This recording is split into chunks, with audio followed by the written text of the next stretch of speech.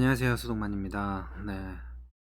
자바 프로그래밍 실습 4장 강의를 시작하겠습니다. 4장에서는 클래스와 객체에 대해서 살펴보도록 하겠습니다. 그리고 기본적으로는 여러분들이 C++에서 학습하셨던 클래스의 개념이나 객체의 개념과 상당히 유사하기 때문에 여러분들이 별로 어렵지 않게 이해를 하실 수 있을 거라고 생각을 합니다. 하지만은 C++에서는 완전하게 캡슐화의 원칙을 지키지 못했기 때문에 자바에서는 그러한 캡슐화의 원칙을 완벽하게 지키기 위한 방법들이나 그리고 C++와의 약간의 차이를 가지는 그런 개념들 위주로 설명을 드릴 거고요. 기본적으로는 객체와 클래스를 어떻게 개념적으로 이해를 하고 그 이해한 바를 바탕으로 해서 클래스를 어떻게 설계를 해야 보다 프로그래밍을 더 잘할 수 있는지에 대해서 중점적으로 살펴보도록 하겠습니다. 자, 그럼 강의를 시작하도록 하겠습니다. 네. 먼저 세상의 모든 것이 객체라는 제목으로 강의 자료가 나와 있는데요. 사실 우리가 일상생활에서 만나는 모든 것들은 다 객체입니다. 하나가 다 각각의 객체로서 객체가 가지고 있는 기능들이 서로 동작하면서 상호작용을 통해서 어떠한 일을 수행을 해나가는 거죠.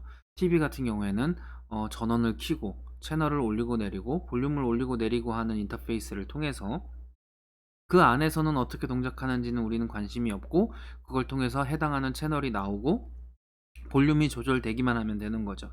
의자도 일정한 형태를 유지하고 있지만 거기에 사람이 앉고 즉 사람이 소유했다가 사람이 점유를 떠나는 그러한 과정을 기록할 수 있도록 만들어져 있으면 의자로서의 역할이 가능할 거고요. 책, 집, 카메라, 컴퓨터 이 모든 것들을 다 각각 하나의 객체라고 볼 수 있습니다.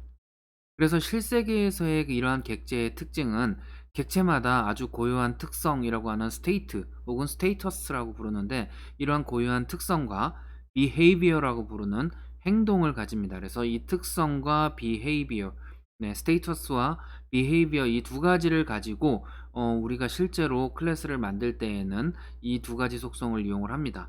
그래서 주로 이 특성, 스테이터스에 해당하는 값은 우리가 field라고 하는 네, 즉 변수로 사용을 하고요. 이 behavior는 method라고 하는 함수라고도 부르기도 하는 이 메소드로 구현을 해서 우리가 주로 사용을 합니다. 그래서 다른 객체들과 정보를 주고받는 등 상호작용을 하면서 존재를 하게 되고 혼자 독립적으로 어떠한 일을 수행하기도 하지만 대부분은 여러 객체가 융합해서 즉 여러분들이 팀 프로젝트를 한다고 했을 때 팀원들 각각이 각각 객체고 그 객체가 상호작용을 하면서 어떠한 프로젝트를 진행을 하는 것처럼 객체들이 상호 연관성을 가지고 수행을 하게 된다라고 생각을 하시면 될 것 같아요. 그래서 컴퓨터 프로그램에서의 객체는 테트리스 게임에서의 하나하나의 블록들이라든지 한글 프로그램의 메뉴나 버튼들이라든지 뭐 게임에서의 하나의 유닛들이라든지 뭐 스타크래프트의 각각의 유닛, 메딕, 마린 뭐 이런 거라든지 노래서의 챔피언이라든가 뭐 미니언이라든가 이런 것들이 각각 모두 객체로서 우리가 생각을 해볼 수 있겠습니다. 이러한 객체 지향의 특성을 나타내는 것 중에 가장 대표적인 개념이 바로 캡슐화입니다. 캡슐화. 영어로는 encapsulation이라고 부르고요. 이 캡슐화는 객체를 캡슐로 싸서 내부를 볼 수 없게 하는 것이라고 정의되어 있는데 가장 대표적인 게 이거예요. 네. 우리가 흔히 먹는 캡슐약. 이 안에는 가루약들이 들어있지만 우리가 가루약의 성질이나 과립의 형태나 성분들을 알지 못하고 캡슐에 넣어서 우리가 손쉽게 이 가루약이 뭐 위액에 의해서 손상받지 않고 뭐 장까지 내려가게 한다거나 뭐 이러한 기능들을 담당하는 캡슐을 싸서 만들 수 있는 것처럼 무언가를 둘러싸서 하나의 객체처럼 만들 수 있는 것을 우리는 캡슐화라고 부릅니다. 그래서 이 캡슐화는 객체의 기본적인 가장 본질적인 특징이라고 할 수 있고요. 캡슐화를 함으로써 우리가 얻을 수 있는 특징은 외부의 적군으로부터 객체를 보호할 수 있다라는 거죠. 뭐 여기에 사람의 예가 있습니다. 사람 같은 경우에도 이렇게 캡슐화가 되어 있어서 외부 인터페이스로는 여러분들의 피부나 얼굴 표정, 말, 행동 이런 것들이 주로 외부의 인터페이스로 나타나 있는데 그리고 그 내부에서 동작하는 모든 것들 생각하고 있는 것들이나 이 안에 들어가 있는 음식물이라든가 변의 양이라든가 뭐 이런 것들은 우리가 서로 볼 수가 없는 거죠. 왜냐? 캡슐화되어 있기 때문이죠. 지금 여러분들이 수업을 들을 때 사람이라는 객체가 캡슐화되어 있지 않다고 한다면 강의하는 중간에 여러분들은 서로 학생들이 무슨 생각을 하고 있는지도 알 수 있어야 되고, 이 사람이 강의 전에 무엇을 먹고 왔는지도 알 수 있어야 되고, 지금 무슨 말을 하고 싶은지도 알 수 있어야 되죠. 그리고 제가 강의하는 내역도 굳이 듣지 않고 그냥 바라보는 것만으로도 여러분들이 강의 내용을 다 이해할 수 있어야 합니다. 하지만 우린 캡슐화되어 있기 때문에 말이라는 객체로 대화를 전달을 한다거나 혹은 감추고 싶은 이러한 정보들을 우리는 내부에 감싸서 보호하고 있을 수 있는 거죠. 또한 뭐 TV나 자판기나 이런 카메라들처럼 우리가 내부의 회로나 이런 것들을 고려하지 않아도 그냥 외부에 표현되어 있는 인터페이스를 통해서 소통을 하는 것만으로도 내부의 동작 원리나 구성이나 이런 것들을 전혀 신경 쓰지 않고 해당 객체를 이용할 수 있다라는 특징이 있습니다. 그럼 자바에서는 캡슐화를 어떻게 구현하고 있는지를 살펴보겠습니다. 먼저 클래스라는 개념으로 객체의 모양을 선언한 틀과 같은 형태로 클래스를 이용을 해서 캡슐화를 만들고 있습니다. 음, 이러한 클래스에는 멤버 함수, 멤버 메소드라고 부를 수 있는 메소드와 멤버 필드, 멤버 변수라고 부르기도 하는 필드로 구현이 되어 있어서 모두 클래스 내에서 구현이 되어 있어요. 그래서 자바에서는 외부 함수, 전역 함수 이런 것들은 존재하지 않습니다. 전역 변수 뭐 이런 것도, 외부 변수 이런 것도 존재하지 않고 오로지 모든 메소드와 모든 필드는 클래스 안에서만 선언되도록 되어 있습니다. 즉 C++의 개념을 그대로 도입을 하자면 C++에서 클래스에서 사용하는 멤버 함수와 멤버 변수는 모두 클래스 안에서 선언되어야 한다라고 생각하시면 돼요. 하지만 C++에서는 전역 함수도 존재하고 외부 함수도 존재하고 전역 변수도 존재하고 뭐 이렇게 존재를 하죠. C와의 호환성을 위해서. 하지만 자바는 그런 것들이 필요하지 않고 오롯이 메소드와 필드가 모두 클래스 안에서만 선언하도록 되어 있습니다. 그리고 이러한 클래스를 이용해서 만들어낸 것을 우리는 객체라고 부르고요. 이 객체는 클래스의 모양대로 생성된 실체예요. 그래서 흔히 객체는 인스턴스라는 말로 더 많이 불리웁니다. 그래서 인스턴스라는 말을 꼭 기억해 두시기 바라고요. 그래서 객체 내의 데이터에 대한 보호가 가능하고 외부의 접근을 제한할 수 있습니다.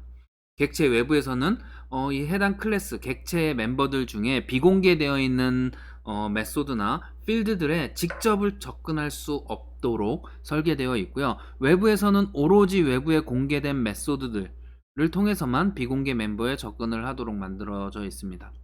기본적으로 자바를 설계하실 때에는 필드들, 즉 멤버 변수들은 다 프라이베이스로 외부에 공개하지 않는 것을 기본적인 원칙으로 하고 있고요. 부득이하게 해당 변수의 값을 읽거나 해당 변수의 값을 변경하고 싶을 때에는 흔히 getter 혹은 setter라고 부르는 get땡땡, set땡땡이라는 메소드를 만들어서 해당 값을 변경하거나 값을 읽어오도록 만들어주는 것이 보편적입니다. 그래서 아래 소스 코드에서 보시는 바와 같이 애니멀이라고 하는 클래스를 선언을 하는 경우에는 이렇게 멤버 필드들이 존재를 하고 그 다음에 멤버 메소드들이 이렇게 존재를 하게 됩니다. 그러면 이 클래스라는 틀을 통해서 우리는 이 클래스의 어떤 특정한 애니멀이니까 동물이죠. 특정 동물을 지칭하는 객체를 만들 수 있습니다. 그래서 이름은 라이언이고 나이는 4살인 사자를 만들 수 있고요. 이름이 베어인 8살인 곰도 만들 수 있습니다. 그래서 같은 클래스로 만들어져 있다 할지라도 라이언과 베어는 각기 다른 객체죠. 우리는 모두 사람이라는 클래스로 만들어진 서동만, 홍길동, 이순신이라는 객체로 존재를 하게 된다라고 생각을 하시는 것도 동일한 개념으로 보시면 될 것 같아요. 그래서 이렇게 객체가 만들어지면 멤버 필드들이 따로 만들어지고 멤버 메소드들이 만들어져서 필드와 메소드가 합쳐져서 메모리상에 실제로 존재하는 인스턴스가 바로 객체, 오브젝트다라고 생각을 하시면 되겠습니다. 그 다음 특징으로는 객체 지향의 특성으로 상속을 살펴보도록 하겠습니다. 상속이라고 하는 것은 상위 객체의 속성이 하위 객체에 물려지는 것을 얘기해요. 그래서 재산의 상속보다는 유전적인 상속에 더 가까운 개념이라고 생각을 하시면 됩니다. 그래서 하위의 객체가 상위의 객체의 속성을 모두 가지는 관계를 우리는 상속이라고 합니다. 그래서 가장 좋은 예가 우리가 생물 시간에 주로 배웠던 생물은 뭐 사물은 생물과 무생물로 나눠지고, 생물은 동물과 식물로 나눠지고, 뭐 동물은 포유류와 어유와 조류와 뭐 이런 걸로 나눠지고, 다시 포유류는 뭐 영장류와 뭐로 나눠지고, 영장류에서는 다시 사람과 뭐 원숭이로 나눠지고, 이런 식으로. 그럼 생물이 가지는 모든 특성은 동물도 가지고 있고 식물도 가지고 있고요. 동물이 가지고 있는 모든 특징은 어류도 가지고 있고 사람도 가지고 있는 거죠. 그래서 이렇게 상속을 받았다라고 표현을 합니다.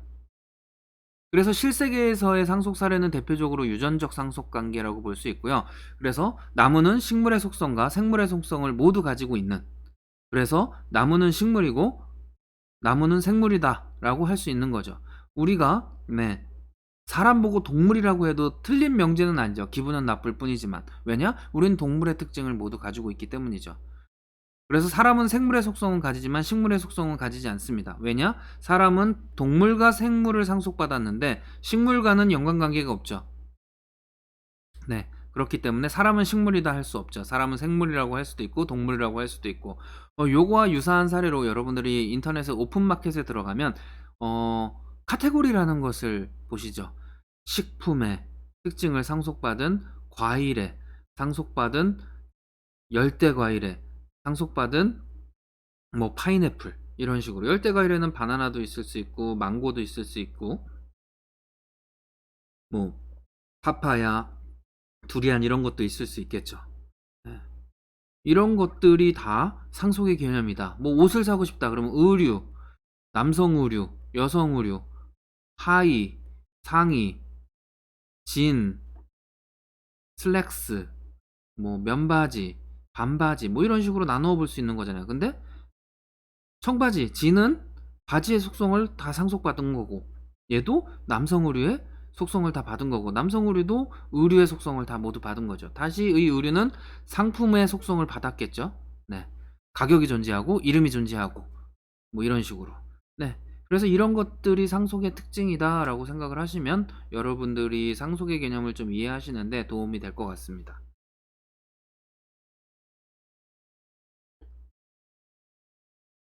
자, 그러면 자바에서의 상속은 어떻게 구현이 되어 있느냐? 상속은 자식 클래스가 부모 클래스의 속성을 물려받고 기능을 확장하는 개념으로 만들어져 있습니다. 우리가 유전적으로 생각을 했을 때, 뭐 청바지나 바지를 생각했을 때, 바지는 우선 허리가 있고 다리가 있는 사람의 아래에 입는 옷이다라고 정의를 한다면, 청바지도 똑같이 그 모든 기능은 가지고 있지만 원단이 데님이고 뭐 이런 식으로 표현을 할 수가 있겠죠. 다시 청바지도 진도 다양한 형태로 나눌 수 있죠. 아이스 블루 진, 뭐 스트레이트 진, 뭐 스키니 진, 루즈 핏 진, 뭐 이런 식으로 뭐 다양하게 나눌 수 있는 것처럼. 하지만 청바지의 기본적인 속성은 얘네들이 다 가지고 있는 거잖아요.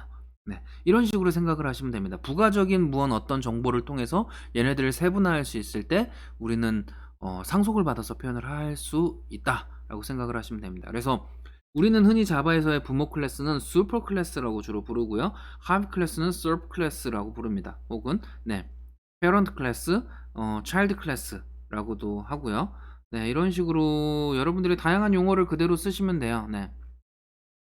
그래서 슈퍼 클래스 애니멀이 있을 때, 애니멀은 이름과 나이를 가지고 있고 먹고 자고 사랑을 나누는 그러한 메소드들을 가지고 있습니다. 그럼 얘를 상속받은 휴먼은 애니멀을 확장한 휴먼 클래스라는 뜻이죠. 그래서 일종의 확장 개념으로 자바는 접근을 하고 있습니다. 상속이지만. 그래서 추가적으로 이름도 있고 나이도 있지만 취미도 가지고 있고 직업도 가지고 있고 먹고 자고 사랑을 나눌 수도 있지만 일도 하고 울기도 하고 웃을 수도 있다. 뭐 이런 식으로 생각을 하면 되겠죠. 그래서 이 애니멀 클래스로 만든 객체는 애니멀 클래스의 멤버 필드와 멤버 메소드를 모두 가지고 있고, 다시 이 애니멀 클래스를 상속받은 휴먼 클래스로 만든 휴먼의 객체는 먼저 부모 클래스인 애니멀의 필드와 메소드에 추가적으로 휴먼 자체 고유한 필드와 메소드를 덧붙여서 이런 식으로 객체를 생성할 수 있다라고 생각을 하시면 되겠습니다. 여기에서 중요한 개념 중에 하나가 자바에서는 다중상속을 허용하지 않습니다. C에서는 다중상속을 하는 것이 뭐 보편화되어 있었는데 자바는 다중상속이 없어서 오로지 단일 상속 체계로 가서 우리가 명확하게 부모가 누군지 알 수 있습니다. 그래서 다중 상속이 필요한 경우에는 인터페이스를 상속받는 경우가 있습니다. 그래서 클래스를 상속받는 게 아니라 인터페이스라고 하고 일종의 C++에서의 abstract 클래스와 유사한 형태라고 보시면 되는데 이러한 인터페이스를 임플리멘트하는 상속은 가능합니다. 혹은 자세한 내용은 잠시 뒤에 다시 한번 설명을 드리도록 할게요. 자, 그 다음 객체 지향의 특성은 다형성입니다. 다형성. 다양하다라는 뜻이죠. 네, 다형성은 같은 이름의 메소드가 클래스나 객체에 따라서 다르게 동작하도록 구현된 것을 우리는 다형성이라고 해요. 이 다형성을 구현하기 위한 것의 대표적인 것으로 우리는 메소드 오버로딩과 메소드 오버라이딩, 그 다음에 오퍼레이터 오버로딩 뭐 이런 것들이 존재할 수 있어요. 그래서 같은 이름의 함수, 메소드라고 할지라도 어떤 클래스에서 다양하게 오버로딩하거나 자식 클래스에서 오버라이딩해서 그 클래스의 메소드의 기능을 우리는 다른 방식으로 만들어 놓고 각각 다르게 사용을 할 수 있다라는 거죠. 그래서 같은 이름이지만 다르게 작동하는 여러 메소드를 가질 수도 있고 혹은 슈퍼 클래스의 메소드를 서브 클래스가 다르게 구현하는 것도 가능합니다. 그래서 만약에 애니멀이라는 클래스에 speak이라고 하는 소리내기라는 메소드가 존재를 했을 때 얘를 상속받은 애니멀을 상속받은 도구라는 클래스, 캣이라는 클래스, 치킨이라는 클래스가 있을 때 이 speak을 구현할 때 독은 멍멍이라고 지을 테고요. 네, 캣은 야옹, 네, 치킨은 꼬꼬꼬꼬 꼬꼬댁 뭐 이런 식으로 울게 되겠죠. 즉 동일한 이름이라 할지라도 다른 방식으로 동작하도록 만들어줄 수 있는데 이것은 각각의 클래스의 특성들을 반영하는 다형성의 자바의 특징이다라고 생각을 하시면 될 것 같아요. 그래서 객체 지향의 특성인 다형성을 지원하기 위해서 자바에서는 메소드 오버로딩과 메소드 오버라이딩과 같은 동일한 이름의 메소드를 다양한 형태로 활용할 수 있도록 제공을 해주고 있다라고 생각을 하시면 좋을 것 같습니다. 네. 그래서 객체 지향 언어의 주된 목적은 첫 번째로 소프트웨어의 생산성을 향상하는 데 그 목적이 있습니다. 구조적 프로그래밍 언어로 작성된 소스 코드가 있다라고 했을 때 얘를 개량해서 새로운 소스 코드를 만들려면 이 소스 코드를 일일이 수정해 가면서 만들어야 되는 단점이 존재했어요. 하지만 객체 지향에서는 기존에 만든 클래스를 가져다가 상속받고 바꾸고 싶은 것은 오버라이딩하고 추가하고 싶은 것 추가해서 넣으면 새로운 버전의 소프트웨어를 만들 수 있기 때문에 훨씬 더 빠르고 간편하게 소프트웨어를 유지보수할 수 있다는 특징이 있죠. 그래서 컴퓨터 산업의 발전에 따라서 우리가 소프트웨어 생명주기, 라이프 사이클이라고 부르는 소프트웨어 라이프 사이클의 시간이 단축이 됨에 따라서 소프트웨어를 빠른 속도로 생산하는 필요성이 증대되었고 이 증대된 요구를 반영하기 위해서 객체 지향 언어가 많이 개발되었다라고 생각을 하시면 될 것 같습니다. 아주 오래전에 뭐 윈도우즈라는 운영체제나 뭐 포토샵과 같은 그러한 프로그램들은 보통 2년 주기로 새로운 버전이 나왔어요. 근데 지금 여러분들이 사용하시는 프로그램들 같은 경우에 대표적으로 카카오톡 같은 경우에는 2주마다 새로운 버전이 출시되고 업데이트를 받습니다. 그러니까 엄청나게 빨리 새로운 프로그램들이 개발되고 있다는 거죠. 그 한 요인 중에 하나는 우리가 객체 지향 언어로 프로그램들을 개발하고 있기 때문입니다. 그래서 객체 지향 언어는 상속과 다형성과 객체, 캡슐화 등의 소프트웨어를 재사용할 수 있는 그런 여러 장치들이 내장되어 있기 때문에 좀 더 빠르게 소프트웨어를 재생산할 수 있고 소프트웨어 생산성이 엄청나게 빨라졌다라고 생각을 하시면 됩니다. 그래서 재사용과 부분 수정이 상당히 빠르고 다시 만드는 부담도 상당히 줄어들었으며 생산성이 향상되었다라고 생각을 하시면 될 것 같아요.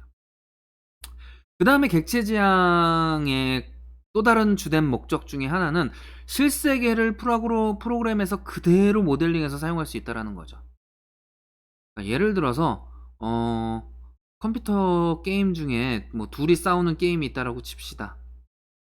그러면 얘가 뭐 했을 때 얘는 어떻게 해야 되고 얘는 뭐 했을 때 어떻게 해야 되고 이런 것을 일일이 여러분들이 코딩을 막 했어야 돼요, 기존에 C 같은 경우에는. 근데 지금은 얘를 클래스에서 만든 객체로 놓고 얘를 클래스에서 만든 객체로 놓고 그냥 각각 얘가 해야 되는 일들만 정의하고 동작을 시키면 얘네들이 동작을 하는 거죠. 싸우고 얘가 때리고 누구를 때린다라고 예를 들면 얘의 에너지가 감소하고 뭐 이런 식으로 만들 수가 있는 거죠. 그래서 훨씬 더 객체 중심적으로 객체 하나의 입장에서만 내가 맞았다 때렸다 이런 개념으로 처리를 할 수 있어서 훨씬 쉽게 프로그램을 만들 수 있다라는 장점이 있습니다. 그래서 초기의 프로그래밍은 수학 계산이나 통계 처리를 하는 등의 처리 과정, 계산 절차를 중요시 여겼다면 지금의 프로그램은 산업 전반에 활용되고 있기 때문에 그것을 실제로 모델링해서 동작 가능하도록 만들어줘야 되는데 이거를 순차적으로 하나하나 계산을 하면 10개의 객체가 있으면 10개의 순서를 우리가 다 정해야 되고 100개가 있으면 100개의 순서를 다 정해야 돼요. 근데 이게 쉽지 않은 일이죠. 그래서 각각 객체로 자신의 일만 알아서 처리하면 되도록 만들어주는 게 객체 지향의 특징이다라고 생각을 하시면 좋을 것 같습니다. 그래서 실세계에서 발생하는 일을 프로그래밍 할 때 객체가 좀 더 효과적이고 절차나 과정보다는 각각의 물체들이 어떻게 상호작용으로 묘사하는 것이 프로그래밍의 중요한 스킬 중에 하나가 되었어요. 그래서 여러분들이 이제 사물을 바라보실 때 이 사물과 이 사물은 어떻게 상호작용을 하고 있는지, 여러분들이 자판기를 사용할 때 자판기의 인터페이스는 뭐가 있고 주된 메소드들은 뭐가 있고 필드가 뭐가 있고, 그리고 사람이 자판기를 사용할 때 사용하는 메소드들이나 뭐 아웃풋이나 입력이나 이런 것들이 뭔지만 아시면 사람이 자판기를 이용하는 프로그램을 만들 수 있게 되는 겁니다. 그래서 객체 지향의 언어는 실세계의 일을 보다 쉽게 프로그래밍하기 위해서 객체를 중심으로 프로그래밍할 수 있는 언어다라고 생각을 하시면 될 것 같습니다.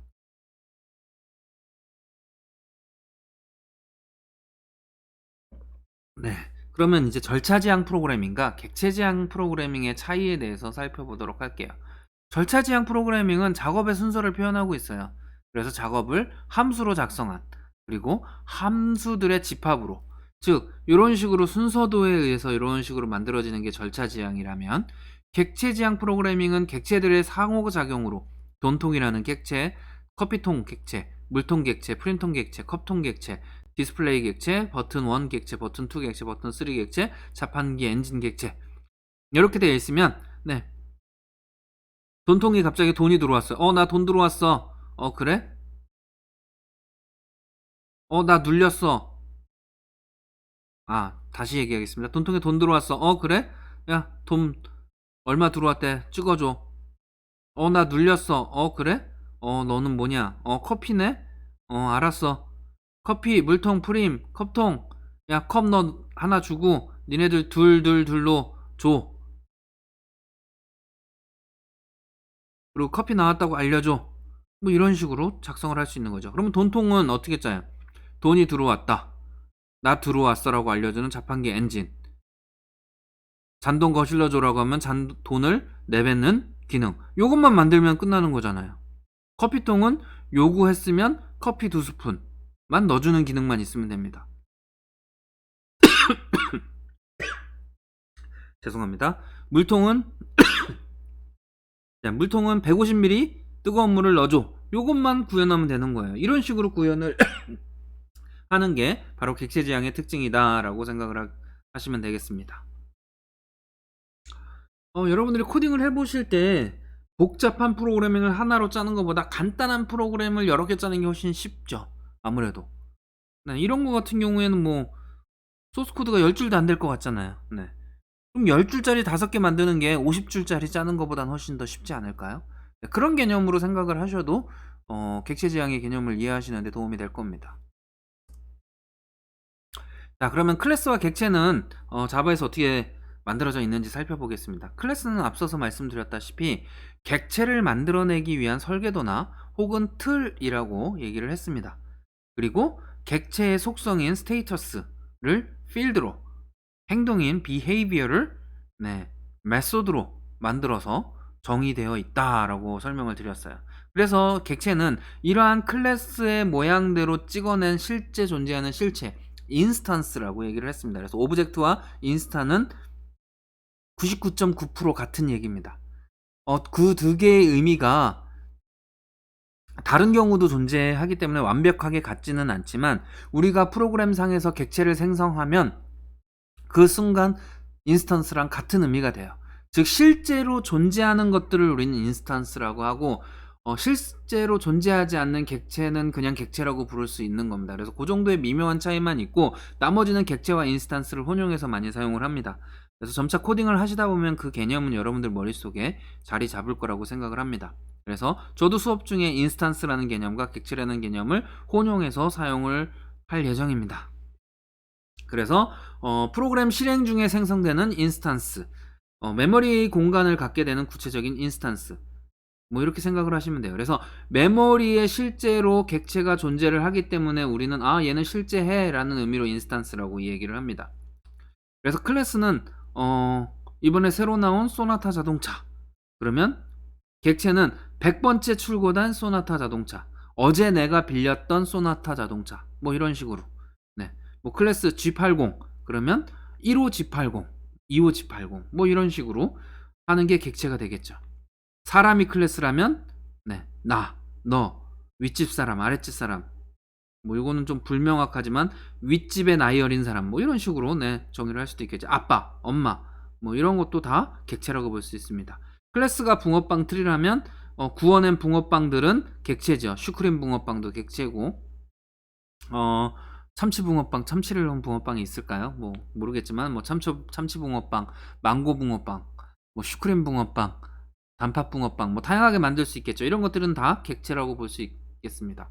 그러고 보니까 망고 붕어빵은 한 번도 못 본 것 같은데 나름 맛있을 것 같은데 왜 없을까요? 자, 그래서 클래스와 객체의 관계는 이렇게 붕어빵 틀에서 찍어낸 붕어빵이다 라고 많이 얘기를 합니다. 뭐 글 읽어보시면 될 것 같고 이 부분은 앞서 설명드렸기 때문에 자세하게 설명을 드리지는 않겠습니다. 사람을 드는 사례도 존재하죠. 사람은 사람의 멤버 필드로 이름과 직업과 나이와 성별과 혈액형을 가지고 있고 메소드로 밥 먹기, 잠자기, 말하기, 걷기를 가지고 있다. 그러면 이 클래스 사람으로 만든 최승희라는 객체는 이름은 최승희고 직업은 의사고 나이는 45세, 성별은 여자, 혈액형은 A형. 이민여라는 객체는 이름은 이민여, 직업은 골프선수고 나이는 28세, 성별은요, 혈액형은 O형. 뭐 김미남이라는 객체는 이름은 김미남이고 직업은 교수고 나이는 47세고 혈액형은 남이고 성별은 남자고 혈액형은 AB형이다. 그래서 동일한 속성으로 정의를 했는데 전혀 다른 사람들이 나오고 있잖아요. 그래서 클래스에서 선언된 동일한 속성을 가지지만 객체마다 서로 다른 고유한 값, 이런 고유한 값들을 가진 것들을 우리는 객체, 인스턴스라고 부른다라고 생각을 하시면 되겠습니다. 그래서 우리가 클래스를 구성을 할 때에는 이렇게 처음에 접근 권한을 적어주고 클래스를 선언합니다. 퍼블릭으로 클래스를 만들어줘. 어떤 클래스? 서클이라는 이름의 클래스를 만들어줘 라고 하고요. 그 다음에 멤버 필드에 대한 정의들이 나오고 그 다음에 멤버 메소드들에 대한 정의가 나옵니다. 그리고 클래스에 대한 정의는 중괄호에서부터 중괄호까지 하나의 블록으로 묶여져 있다라고 생각을 하시면 됩니다. 이미 여러분이 실습하시는 과정에서 클래스를 만들어 보셨고 메인 메소드나 뭐 이런 것들도 만들어 보셨기 때문에 여러분들이 뭐 별로 어렵지 않게 이해를 하실 수 있을 거고요. C++에서 여러분들이 사용하셨던 생성자도 자바에도 동일하게 존재하기 때문에 뭐 생성자라든가 뭐 일반적인 멤버 메소드라든가 이런 것들이 다 존재한다 라는 것도 확인해 보실 수 있습니다. 자, 앞서 설명드렸던 내용이 여기에 다 나와 있어요. 그래서 클래스를 선언할 때에는 클래스하고 클래스의 이름을 적어주면 된다. 클래스는 중괄호로 시작해서 중괄호로 닫고 이 안에 멤버 필드와 멤버 메소드들을 구현하면 된다. 그래서 클래스 서클은 서클이라는 이름의 클래스를 선언한 거고 클래스의 접근 권한을 퍼블릭으로 했다는 얘기는 다른 클래스에서 서클 클래스를 사용하거나 접근할 수 있음을 선언하고 있는 겁니다. 그리고 필드와 메소드는 객체 내에서 값을 저장하는 멤버 변수를 멤버 필드라고 부르고 함수이며 객체의 행동, 행위를 구현한 것을 우리는 멤버 메소드라고 부른다. 그리고 필드의 접근 지정자들은 기본적으로 퍼블릭으로 붙어 있는데 필드나 메소드 앞에 붙어서 다른 클래스의 접근을 허용하는 것을 표시하는 게 퍼블릭입니다. 그래서 퍼블릭 접근 지정자로 표현했을 경우에는 다른 모든 클래스의 접근을 허용하겠다 라는 의미로 여기에서 이렇게 퍼블릭으로 되어 있으면 다른 객체에서 생성할 수도 있고 이 함수를 불러올 수도 있고 그 다음에 이 인트를 변수를 사용할 수도 있고 name이라는 변수도 사용할 수 있다. 이렇게 이해를 하시면 되겠습니다. 그리고 생성자는 C++와 동일하게 클래스 이름과 동일한 특별한 메소드로 객체가 생성될 때 자동으로 한번 호출되는 메소드고요. 개발자는 객체를 초기화하는 데 필요한 코드를 여기다 작성을 하고 특이하게 리턴이 존재하지 않는 특이한 메소드다 라고 생각을 하시면 됩니다. C++랑 동일하죠. 그래서 객체를 생성하고 접근을 하기 위해서는 반드시 객체를 생성해야지만 우리가 객체에 생성을 할 수 있습니다. 즉 실체가 존재하지 않는 객체는 우리가 접근할 수 없다라고 생각을 하시면 되고요. 객체를 생성할 때에는 new라는 키워드를 이용을 해서 new 땡땡 이런 식으로 객체를 생성해 줍니다. new person, new animal, new circle 이런 식으로 표현을 해줍니다. 그리고 생성자 메소드를 호출해 주신다고 보시면 돼요. 그래서 new person 가로 열고 닫고 세미콜론 이런 식으로 표현을 해줍니다. 그럼 객체를 생성할 때에는 이 앞에 person에 대한 레퍼런스 변수를 만들어서 얘를 할당을 하겠죠. 그래서 이것을 우리는 레퍼런스 변수라고 부릅니다. 그래서 객체를 생성하면 클래스 타입의 크기에 해당하는 메모리가 할당이 되고 이 메모리의 주소가 이 person p라고 하는 레퍼런스 변수가 가리키도록 만들어줍니다. 그래서 객체 내에 생성자 코드를 실행하고 이 안에 기본적인 값들을 세팅을 하겠죠. 그리고 객체 멤버에 접근을 하기 위해서는 이 레퍼런스 변수 다음에 점 찍고 멤버의 이름을 써주면 됩니다. 멤버 필드에 age가 있었다면 age 이라고 쓰시면 되고요. 뭐 함수가 있었다라고 하면은 get age 뭐 이런 식으로 호출을 해주시면 됩니다. 그래서 이런 식으로 메소드에 접근한다. 즉 C++의 직접 멤버 연산자와 동일한 기능을 하고요. 자바에서는 간접 멤버 연산자는 존재하지 않습니다. 왜냐? 포인터가 없기 때문입니다. 그래서 포인터처럼 이 레퍼런스 변수를 사용할 수는 있지만 실질적으로 포인터가 아니기 때문에 간접 멤버 연산자는 사용하지 않습니다. 그래서 코드를 한번 보실게요. 레퍼런스 변수를 선언하기 위해서 circle이라는 클래스에 p자라고 하는 레퍼런스 변수를 만들고 이 p자라고 하는 레퍼런스 변수가 새로 circle의 객체를 하나 만들어서 이렇게 가리키도록 만들어 줍니다. 그래서 p자라는 레퍼런스 변수가 만들어지면 얘가 만들어진 circle 타입의 객체를 가리키게 되고 그 다음에 반지름을 10으로 세팅하고 이름을 자바 피자라고 붙여주면 여기에 이렇게 세팅이 되게 되는 거고요. 그 다음에 getArea라는 멤버 메소드를 호출을 하면 피자가 가리키고 있는 곳에 getArea를 호출해서 값을 314.0이라는 걸 리턴해서 area에 저장할 수 있게끔 동작을 하겠죠. 뭐 요 정도는 여러분들이 충분히 이해를 하실 수 있을 거라고 생각을 해요. 여러분들 수강생 대부분이 이미 C나 자바 아니 C++를 학습하셨고 그래서 코딩 역량은 충분히 어느 정도 가지고 계실 테고요. 객체 지향의 개념도 C++에서 상당 부분 여러분들이 이해를 하고 있을 거라고 생각을 하고 있습니다. 만약에 내가 객체의 개념을 잘 이해 못하겠고 여기서 도대체 뭔 얘기를 하는지 잘 모르겠다면 제가 보조자료로 제공해드리는 객체의 개념에 관련된 유튜브 영상들을 보시면서 조금 더 개념을 확실하게 이해하시기를 바라겠습니다. 그럼 예제를 한번 살펴볼게요. 서클 클래스의 객체를 생성하고 활용하는 예제입니다. 반지름과 이름을 가진 클래스를 작성하고 서클 클래스의 객체를 생성하라. 그리고 객체가 생성된 모습을 그려보라 라고 되어 있습니다. 그럼 서클 클래스가 존재하고요. 반지름을 설정하기 위한 int radius, 이름을 저장하기 위한 name 이라는 멤버 필드를 선언했습니다. 그리고 생성자가 존재하고요. 그 다음에 반지름을 리턴하기 위한 getArea라는 메소드를 만들었습니다.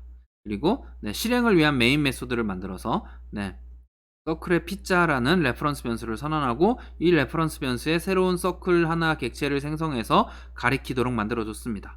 그리고 이 피자라는 인스탄스에 레디우스 값을 10으로 네임을 자바 피자로 만든 다음에 이 해당 피자의 면적을 계산해서 에이리어라는 더블형 변수에 저장을 하고 피자의 네임을 출력하고 면적은 얼마입니다라고 화면에 출력을 해보고 이번엔 또 도넛을 하나 만들어서 동일한 과정을 한번 진행해보는 소스 코드입니다. 그래서 한번 실습을 진행해보시면 해당 내용을 여러분들이 충분히 이해하실 수 있을 거라고 생각을 합니다.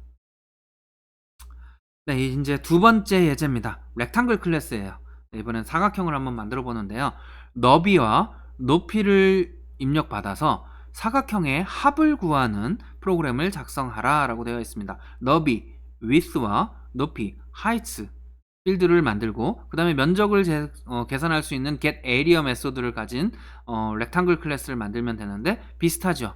그래서 width와 height를 가진 필드를 만들고 getArea는 width 곱하기 height로 하고 그 다음에 렉탱글 만들고 입력받아서 입력받은 값으로 width와 height를 세팅을 하고 그 다음에 면적 계산을 해서 출력을 하는 프로그램입니다.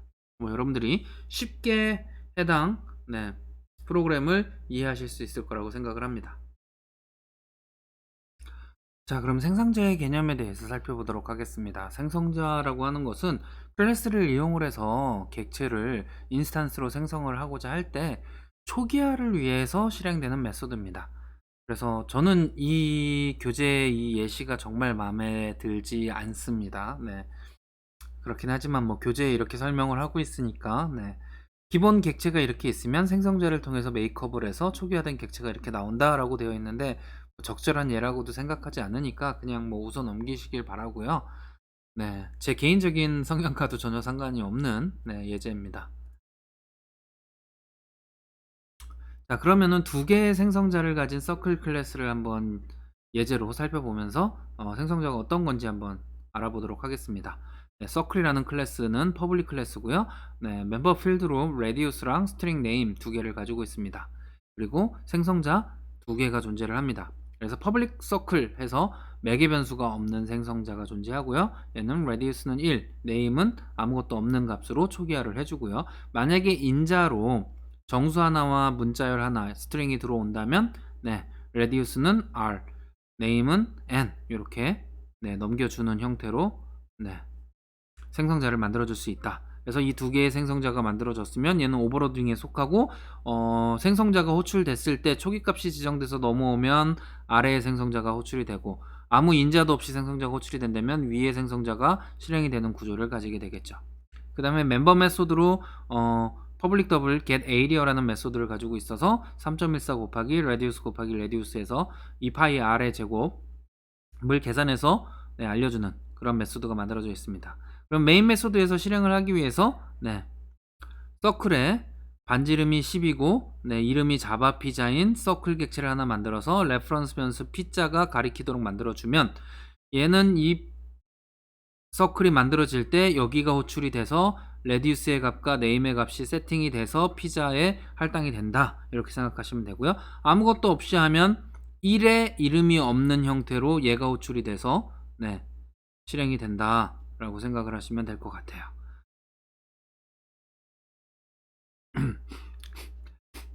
생성자는 기본적으로 메소드입니다. 아주 독특한 메소드죠. 그래서 생성자의 이름은 반드시 클래스의 이름과 동일해야 합니다. 무조건. 클래스 이름과 다른 생성자는 존재할 수 없다라고 생각하시면 될 것 같아요. 그리고 생성자는 당연히 여러 개 작성을 해서 사용하는 게 가능하고요. 띄어쓰기가 안 돼 있네요.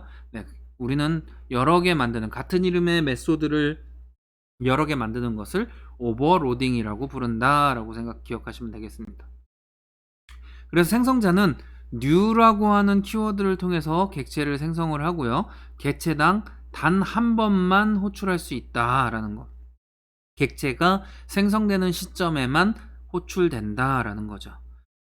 이렇게 생각하시면 돼요. 출산 과정을 모든 사람은 출산 과정은 단 한 번만 거친다 라는 말과 동일합니다. 근데 그 출산 과정이 일반적인 분만일 수도 있고요, 자연 분만일 수도 있고요, 제왕절개일 수도 있고요, 수중 분만일 수도 있고요, 뭐 다양한 분만 형태를 가지지만 한 번만 거치죠. 여러 분반 거친 학생이 존재하나요? 혹시 나는 두 번 태어났다 하시는 분 계신가요? 네. 아무도 없을 거예요. 네. 그런 것처럼 태어날 때 반드시 거쳐야 되는 의례가 생성자다라고 생각을 하시면 될 것 같습니다. 그래서 이러한 생성자는 만들어질 때 호출되는 일종의 메소드이기 때문에 리턴 밸류를 받아줄 수가 없어요. 리턴 밸류를 호출을 임의적으로 한 게 아니라 객체를 생성할 때 자동적으로 호출이 되기 때문에 리턴 밸류를 받아서 처리를 못하는 그런 특징이 있기 때문에 리턴 타입을 지정하지 않아야 합니다. 네. 그래서 리턴 타입 없이 만들어진 메소드다. 그래서 이 생성자의 목적은 객체를 초기화하기 위한 목적이고 생성될 때 반드시 호출되어야 된다라는 거 기억을 하시면 됩니다. 그리고 하나 이상 선언되어야 하고요. 개발자가 만약에 생성자를 생성하지 않았으면 컴파일러가 자동으로 기본 생성자라고 하는 형태의 C++랑 동일하게 기본 생성자를 삽입해 줍니다. 그래서 생성자를 선언하고 활용하는 연습을 하는 예제를 한번 살펴볼게요. 이번에는 북이라는 클래스입니다. 제목과 저자를 나타내는 타이틀이라는 타이틀과 author라고 하는 필드를 가지고 만들어 볼 거고요. 네, 이렇게 그 다음에 생성자를 작성을 합니다. 그래서 스트링 t가 오면 타이틀 t 입력해주고 작자는 미상이다. 스트링 t와 스트링 a가 오면 타이틀은 t고 author는 a다 라고 선언을 해줘서 사용을 할 수 있다. 그래서 메인 메소드에서 book, little prince, 어린 왕자를 객체를 만들어서 어린 왕자고 생텍쥐베리가 만들었다. 러브 스토리는 춘향전이라는 제목인데 작가는 미상이라서 얘를 호출한다. 뭐 이런 식으로 생각해 보시면 되겠죠. 자, 그러면 디폴트 컨스트럭터라고 불리우는 기본 생성자에 대해서 살펴보겠습니다. 디폴트 컨스트럭터는 매개변수가 아무것도 없고 아무 작업 없이 그냥 단순히 리턴하는 생성자예요. 아무 일도 하지 않는데 생성자는 반드시 필요하니까 사용하는 생성자입니다. 컴파일러가 자동으로 만들어주는 생성자죠. 그래서 디폴트 컨스트럭터라는 말을 많이 쓰고요. 디폴트 생성자라고 한글과 영어를 섞은 단어도 간혹 사용합니다. 가급적이면 기본 생성자 혹은 디폴트 컨스트럭터라고 사용하시기를 바라고요. 그래서 클래스의 생성자가 하나도 선언되어 있지 않은 경우에 컴파일러가 컴파일을 하다가 이 클래스는 생성자가 없네 하고 자동으로 생성해주는 생성자가 디폴트 컨스트럭터다 라고 생각을 하시면 됩니다. 그래서 예를 들어서 이런 서클이라는 클래스가 있을 때 여기 생성자가 만들어져 있지 않은데 생성을 했다. 그러면 컴파일러가 여기에 이런 코드를 추가적으로 삽입해서 생성할 수 있도록 만들어줍니다. 왜냐하면 생성자가 없으면 객체를 만들 수 없기 때문이죠. 기본 생성자가 자동으로 생성되지 않는 경우도 존재해요. C++에서 배웠던 거랑 동일한 이유인데요. 개발자가 클래스의 생성자를 하나라도 작성을 했을 경우에, 즉 인자가 없는 생성자가 아니라 인자가 있는 생성자를 만들어 놓은 경우에는 얘는 인자가 없는 생성자는 필요하지 않구나 라고 판단을 해서 디폴트 컨스트럭터를 만들어 주지 않습니다. 그래서 이렇게 인자가 있는 생성자가 하나 있다고 해서 여러분들이 이렇게 호출을 하면 이런 생성자 없는데 라고 컴파일 에러가 나옵니다. 생성자가 없음이라고. 그래서 이 경우에는 여러분들이 여기에다가 이런 걸 만들어 줘야 된다. 컴파일러가 얘를 자동으로 넣어주지 않는다라는 거 반드시 기억을 하시면 좋을 것 같고요. 강제적으로 이렇게 인자가 없는 생성자를 사용하지 않는 경우에 이렇게 사용하시면 되고요. 만약에 필요할지도 모르겠다라고 생각을 하면 비어있는 생성자라도 만들어 두시는 것이 프로그램의 안정성에 훨씬 더 도움이 됩니다. 자, 이제는 디스레퍼런스에 대해서 살펴보겠습니다. 디스레퍼런스는 여러분들이 C나 C++에서 배우셨던 디스포인터랑 동일한 개념이라고 생각하시면 돼요. 단 얘는 포인터가 아니라 레퍼런스 변수다 라고만 생각하시면 돼요.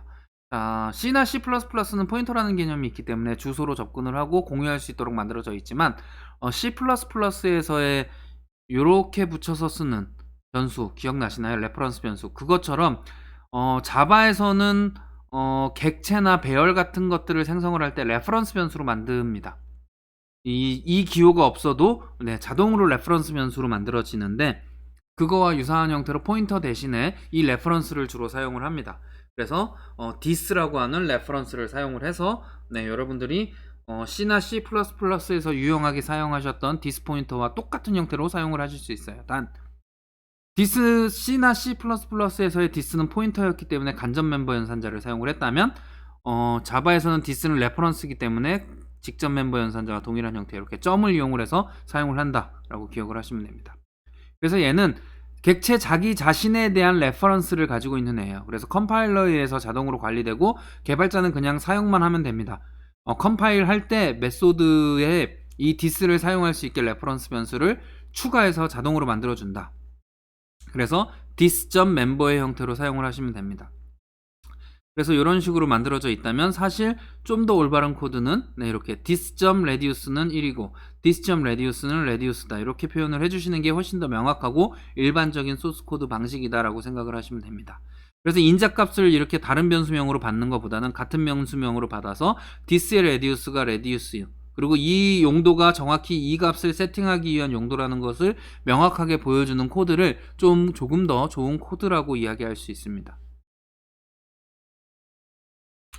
자, 이 this 레퍼런스가 필요한 경우는 객체의 멤버 변수와 메소드의 변수의 이름이 같을 경우, 방금 전에 요 케이스죠.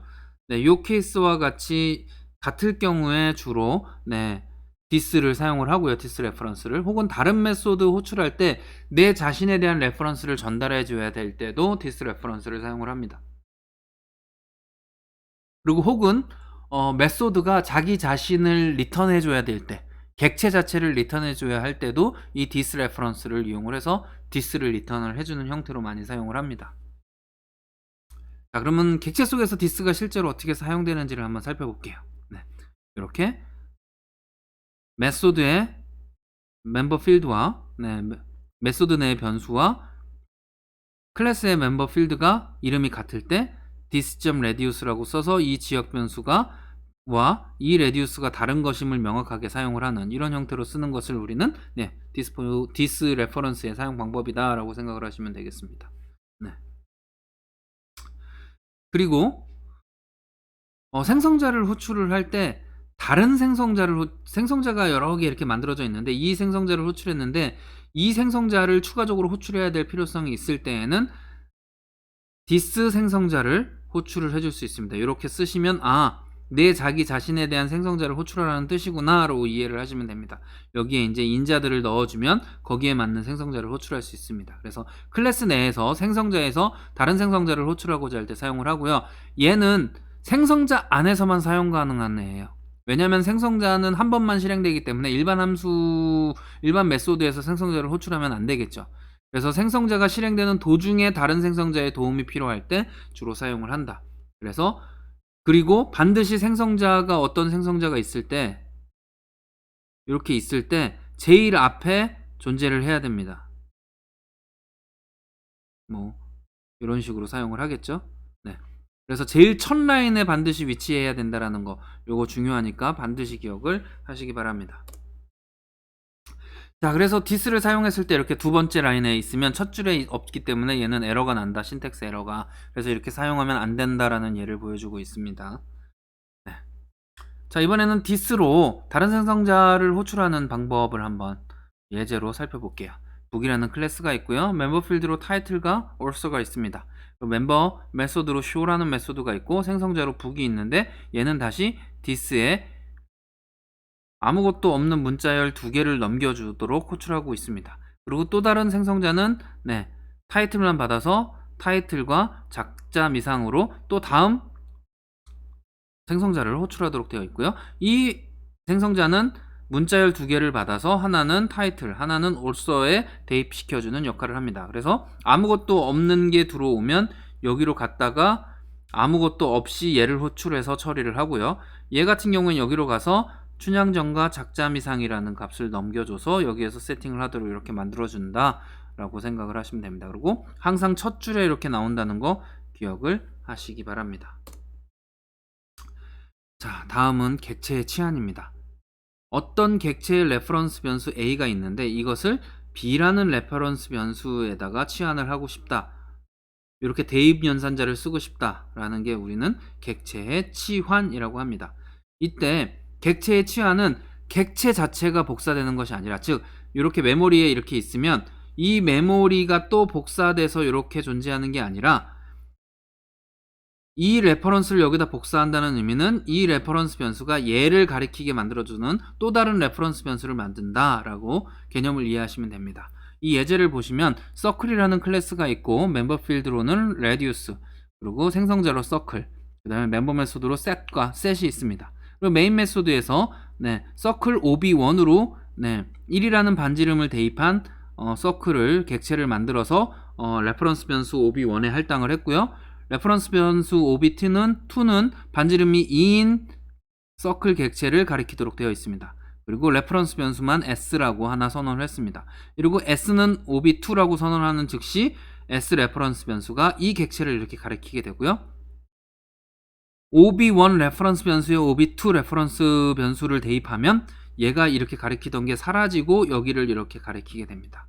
그리고 얘는 가비지가 됩니다. 더 이상 사용할 수 없는 애가 되죠. 그래서 이렇게 출력을 해보면 ob1과 ob2를 출력을 해보면 동일하게 이렇게 출력이 되는 걸 확인할 수 있습니다. 그리고 얘네 둘은 진짜 같은 객체를 가리키고 있는 거라서 일종의 이름에 대한 별명을 지어준 거라고 생각을 하시면 되겠습니다. 그래서 이러한 레퍼런스 타입으로 객체의 배열을 만들 때도 동일하게 사용을 할 수 있고요. 그래서 서클, 배열, C라고 하고 서클이라는 객체 5개를 생성해서 C라는 레퍼런스 배열에 레퍼런스 변수가 가리키게 해줘. 이러면 어떻게 되느냐? C라는 배열 레퍼런스 변수가 배열 객체를 생성하고 서클에 대한 레퍼런스 변수들의 배열을 이렇게 가지고 있고 얘네들은 각각 객체들을 이렇게 가리키고 있는 형태로 배열을 생성을 합니다. 그래서 얘도 객체고 얘도 객체고 얘도 객체고 얘도 객체고 이런 식으로 만들어지게 되는 거죠. 그래서 각각의 원소를 생성하면 이렇게 가리키게 된다라는 걸 확인하실 수 있습니다. 그래서 배열의 원소는 그냥 이렇게 인덱스를 이용해서 이렇게 접근하실 수 있으니까요. C의 i번째 객체라는 뜻으로 이렇게 사용할 수 있습니다.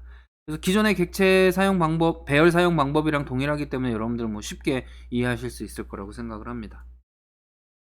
그래서 방금 전에 그림으로 설명드렸던 내용이 다시 그림으로 나와 있는데 이 그림을 보고 다시 한번 살펴보시면 충분히 이해가 가능할 겁니다. 그래서 레퍼런스 변수 C를 만들고 얘가 객체 배열을 가리키게 되고 이 배열의 각각의 객체에 대한 클래스의 레퍼런스 변수들은 각각의 객체를 이렇게 가리키게 된다라는 걸 기억하시면 개념이 머릿속에 어느 정도 잡히시지 않을까라고 생각을 합니다. 자, 그러면은 이거를 한번 실제 코드에서 한번 만들어 보도록 하죠. 서클이라는 클래스가 있고요. 멤버 필드로 radius, 생성자 서클이 하나 있고 get area라는 멤버 메소드가 존재합니다.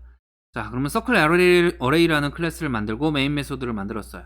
그리고 C라고 하는 서클의 배열에 대한 레퍼런스 변수를 하나 만들고 이 변수에 서클에 5개짜리 배열을 생성해서 할당을 해줬습니다. 그리고 이 5개짜리 배열의 각각 원소에 0부터 4까지의 반지름을 갖는 객체를 하나씩 생성해서 0번에는 0번 반지름, 1에는 1 반지름, 2에는 2, 3에는 3 이런 식으로 객체를 생성을 해서 할당을 해서 가리키도록 해주고 각각의 배열에 접근해서 get area를 호출해서 면적을 확인해보는 이러한 것을 여러분들이 만들어 보실 수 있겠죠. 뭐 객체 배열도 별로 어렵지 않으니까 여러분들이 쉽게 이해하실 수 있을 거라고 생각을 합니다. 자, 다시 한번 또 객체 배열을 한번 만들어 보도록 하겠습니다. 추가적으로. 자, 이번에는 북이라는 클래스를 이용을 할 거고요. 스트링으로 타이틀이랑 also로 필드가 2개 존재하고 생성자로 북이라고 하는 생성자가 있습니다. 그럼 북 어레이라는 클래스에서 메인 메소드가 있고 2개짜리 원소가 2개짜리인 북의 배열을 만들어서 북이라고 하는 레퍼런스 변수에 할당을 했습니다. 그리고 스캐너를 하나 열고 스캐너를 이용을 해서 2개 동안 제목과 저자를 입력받아서 객체를 생성해서 배열에 할당을 해주고 그 해당 배열을 순회하면서 여러분들이 책의 제목과 저자의 이름을 화면에 출력해주는 프로그램을 만들어 보았습니다. 그래서 입력을 이렇게 해주면 이렇게 출력이 된다라는 거 책 2권에 대해서 확인해 보셨고요. 뭐 요거 한번 입력만 해 보셔도 객체 배열을 사용하시는데 큰 무리 없이 여러분들이 활용하실 수 있을 거라고 생각을 합니다.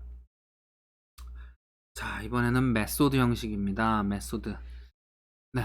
메소드 이미 뭐 여러분들이 다 알고 계시고 C나 C++에서 함수 썼던 거랑 동일한 형태로 사용을 했기 때문에 쉽게 이해를 하겠지만, 그래도 자바에서도 다시 한번 체크를 해 보겠습니다. 메소드는 클래스의 멤버 함수를 일컫는 말이고요. C나 C++의 함수와 동일한 개념이다 라고 생각을 하시면 될 것 같아요. 그래서 자바의 모든 메소드는 반드시 클래스 안에 있어야 한다. 네. C나 C++에서는 전역 변수, 전역 함수가 존재할 수 있지만 자바에서는 있다 있건 존재하지 않는다. 반드시 클래스 안에 메소드를 만들어줘야 된다. 왜냐? 캡슐화의 원칙을 지키기 위해서 라는 거 기억을 하시면 될 것 같아요. 그래서 메소드는 기본적으로 접근 지정자를 지정할 수 있어요. 퍼블릭이냐, 프라이베이시냐, 프로텍티드냐, 디폴트냐. 그래서 디폴트는 여러분들이 아무것도 안 쓰셨을 때 디폴트의 개념으로 가는 거고요. 퍼블릭이면 대외에 공개된 거, 프라이빗이면 자기만 쓸 수 있는 거, 프로텍티드는 대외에 공개되어 있진 않지만 나를 상속받는 애는 접근할 수 있는 거, 뭐 이런 개념으로 생각하시면 될 것 같고요. 나중에 다시 한번 이 개념에 대해서는 설명을 드릴 거예요. 리턴 타입은 메소드가 반환하고자 하는 데이터의 값의 타입이 됩니다. 그래서 이런 형태로 만들면 접근 지정자가 붙고 리턴 타입이 붙고 메소드의 이름이 붙고 아규먼트가 있고 그 다음에 실행하는 바디가 존재합니다. 네.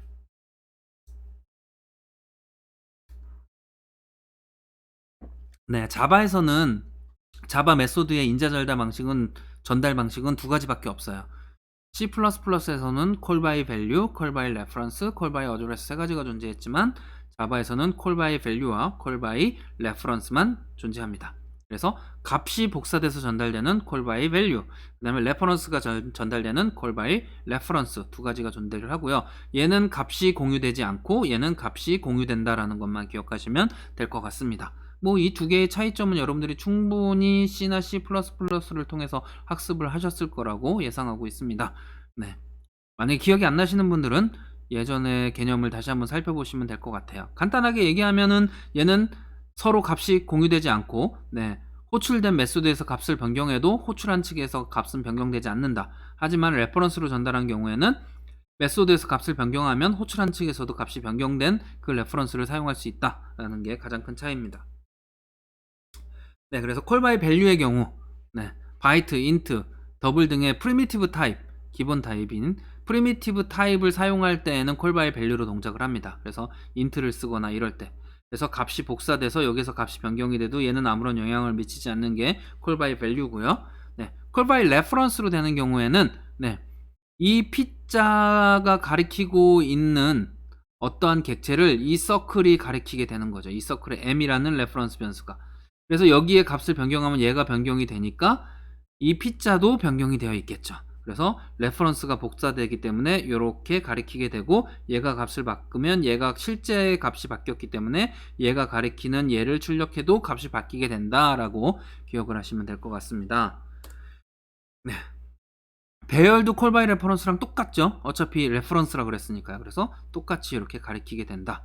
그래서 값을 바꾸면 이쪽에서도 값이 바뀐다라는 거 기억하시면 될 것 같습니다. 네, 그래서 인자로 배열이 전달되는 예라고 해서, 네, 배열의 레퍼런스를 파라미터로 전달하는 콜 바이 레퍼런스의 예제를 살펴보실 수 있습니다. 그래서 replace space에서, 네, 캐릭터를 바꿔주는, 네, print char array라고 하는, 네, 메소드에서 array 레퍼런스 변수를 받아서 얘를 사용을 합니다. 그러면 여기 호출할 때 캐릭터 배열 C를 호출을 해서 사용을 하면 다 똑같이 얘네들이 공유해서 얘네들의 값이 변경이 돼서 스페이스가 다 여기에 스페이스, 콤마로 들어가 있는 이런 것들이 다, 죄송합니다, 잘 안 보여서, 네, 지우고 다시 볼게요. 네, 네, 여기 있네요. 공백, 요 공백이, 네, 요 공백을 여기서 콤마로 바꿔서 출력을 해보면 this is a pencil 이라는 게 this, is, a, pencil 이라고 출력이 되는 걸 확인하실 수 있습니다. 이제 메소드 오버로딩입니다. 거의 여러분들 C++에서 한 4 주간 걸쳤던 내용이 지금 한 주에 들어가 있으니까요. 기억 안 나시는 분들은 반드시 복습하셔야 됩니다. 네. 이게 마지막 기회예요. 객체 지향의 개념을 여러분들이 이해할 수 있는. 이제 이후에 여러분들이 배우시는 과목에선 이런 것들 당연히 알고 있다고 전제하고 코딩을 하셔야 됩니다.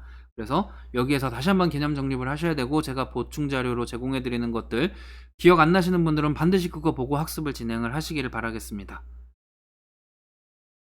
네. 지금 여러분들이 뭐 5월 10 일까지 이러한 온라인 강의들을 들을 수 있다고 시간적 여유를 느끼고 천천히 과목 수강을 하고 과제를 진행하시는 분들이 계시는데, 한 학기 동안 공부해야 되는 양을 몰아서 5월 10일 한 주에 다 해결을 하려고 하면 엄청나게 많겠죠. 여러분들이 과목 한 과목만 듣는 거 아니잖아요. 네. 대여섯 과목을 다 그때 한다. 가능할까요? 한 대여섯 5, 6주차 정도 되는데. 근데 또 더 중요한 거. 전교생이 같은 생각이라면 그때 LMS 시스템 또 터질 수 있습니다. 그때 몰아서 듣는다고 엄청나게 부하가 걸리겠죠. 그때 서버가 터져서 못 들었어요, 이런 거 용납되지 않습니다. 미리미리 제 주차에 여러분들이 학습을 진행하셔야 되는 겁니다. 반드시. 네, 저는 분명히 여러분들께 경고를 해드렸습니다. 나중에 고생하시지 않게 미리미리 수업을 들으셨으면 좋겠는데, 이 말을 듣는 분들은 이미 수업을 듣고 있는 분들이겠네요, 안타깝게도.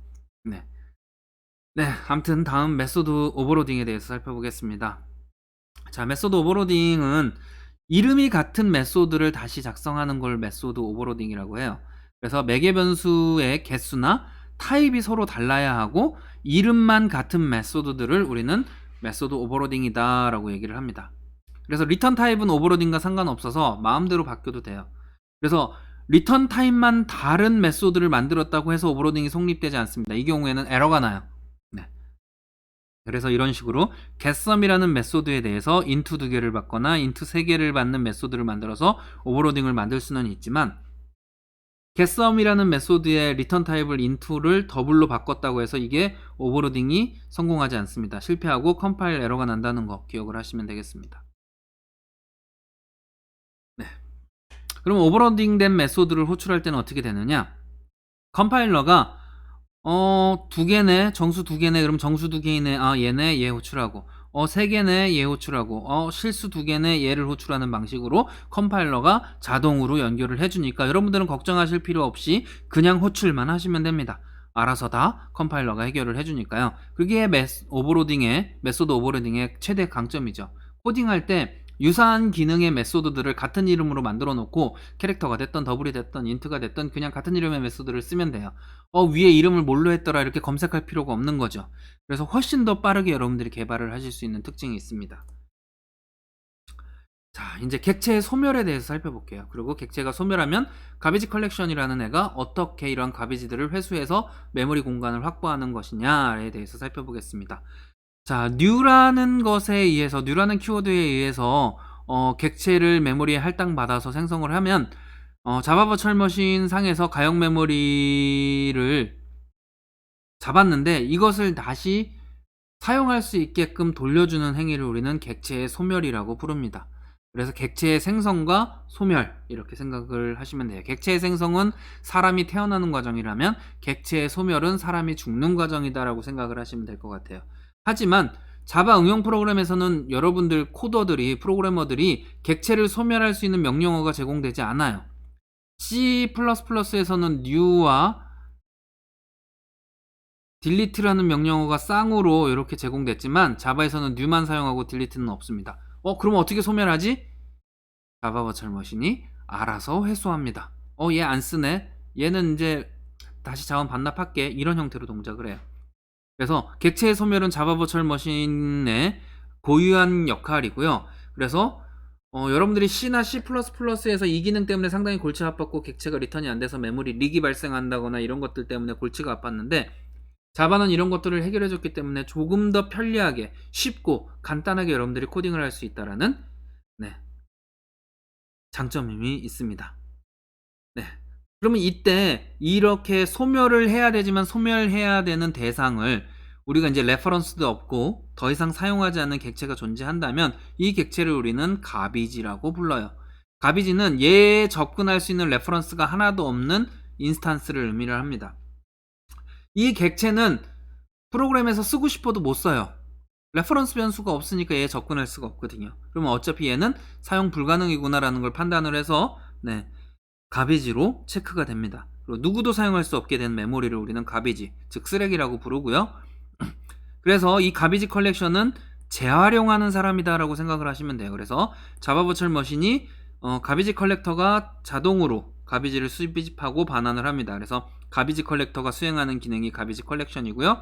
가비지 컬렉터는 gc라는 함수를 호출하시면, 메소드를 호출하시면 컬렉터가 동작을 시킬 수는 있는데 얘도 자바 버추얼 머신이 하든 안 하든을 결정합니다.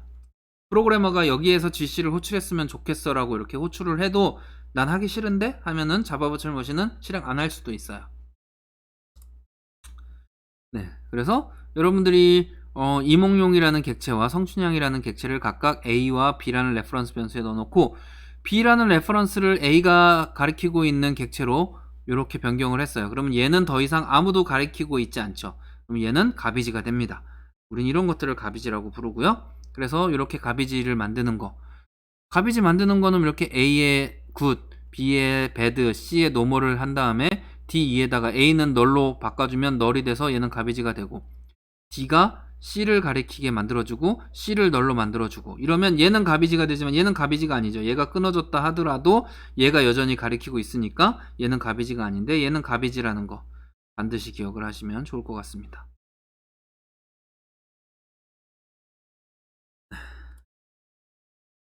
자, 그래서 가비지 컬렉션은 자바에서 가비지를 자동으로 회수하는 과정을 우리는 가비지 컬렉션이고요. 그래서 가용 메모리를 반환해서 좀 더 효율적으로 컴퓨터 메모리를 사용하고자 하는 기술입니다. 그래서 가비지 컬렉션 스레드라고 하는 애에 의해서 사용되고 우리는 얘를 가비지 컬렉터라고 부릅니다. 그래서 개발자에 의해서 강제로 가비지 컬렉션을 호출하고 싶다면 시스템 또는 런타임 객체에 gc에서 system.gc를 호출하면 되는데, 이 코드도 요청만 하는 것이지 실제는 전적으로 자바 버추얼 머신에서 결정을 해서 수행을 한다는 거 기억하시면 될 것 같습니다. 자, 이제 아까 우리가 살펴봤던 퍼블릭, 프라이베이트, 프로텍티드, 디폴트와 관련된 접근 지정자에 대해서 살펴보도록 하겠습니다. 먼저 퍼블릭은요, 누구나 여기에 와서 들어올 수 있는, 은행 같은 경우에, 은행 로비 같은 경우에는 아무나 들어와서 에어컨을 쐬고 앉아 있을 수 있죠. 이것을 우리는 퍼블릭이라고 부르고요. 그리고 내부 구성원들끼리만 공유하는 공간, 요거는 요 직원들만 사용할 수 있는 거죠. 여기는 프로텍티드라고 보시면 됩니다. 여기는 행장만 사용할 수 있는 공간이다. 프라이베이시한 공간이죠. 이런 개념으로 접근하시면 됩니다. 자기 자신만 쓸 수 있는 공간. 그래서 좀 더 자세하게 강의 자료가 이게 다네요. 그래서 좀 더 설명을 드릴게요. 그러면 자, 퍼블릭으로 선언을 하면은 다른 그 어떤 클래스의 멤버라도 이 클래스의 멤버 혹은 클래스에 접근이 가능하다라는 의미가 되고요. 프로텍티드는 이 클래스를 상속받은 클래스에서만 접근할 수 있다. 그 외에 자기 자신과 나를 상속한 애들만 접근할 수 있고 나머지는 접근 안 돼 라는 겁니다. 그 다음에 마지막으로 프라이베이트는 나만 접근할 수 있어 라는 의미로 생각합니다. 그리고 여기 추가적으로 프로텍티드에는 패키지의 개념까지 추가적으로 학습을 하셔야 됩니다. 그래서 패키지의 개념을 먼저 체크해 보도록 할게요. 자바의 패키지는 관련 있는 클래스 파일들, 컴파일된 .클래스 파일들을 저장하는 디렉토리를 우리는 패키지라고 불러요. 그래서 하나의 패키지에 여러 개의 파일들이 존재할 수 있는데 이것을 묶어서 하나의 프로그램처럼 묶어서 쓸 수 있는 개념을 패키지라고 보시면 됩니다. 여러분들 여행 패키지처럼 필요한 것들, 항공권, 숙소, 음식, 교통 이런 걸 묶어서 하나의 여행 상품으로 만든 걸 패키지라고 하듯이 무엇을 만들 때 필요한 모든 것들을 묶어 놓은 걸 패키지라고 생각을 하시면 될 것 같아요. 그래서 자바에서는 하나 이상의 패키지로 구성이 되어 있습니다. 그래서 자바 응용 프로그램을 만들 때는 패키지 A, B, C를 묶어서 하나의 프로그램을 만들 수 있습니다. 이 안에는 여러 개의 클래스 파일들이 존재할 수 있고요.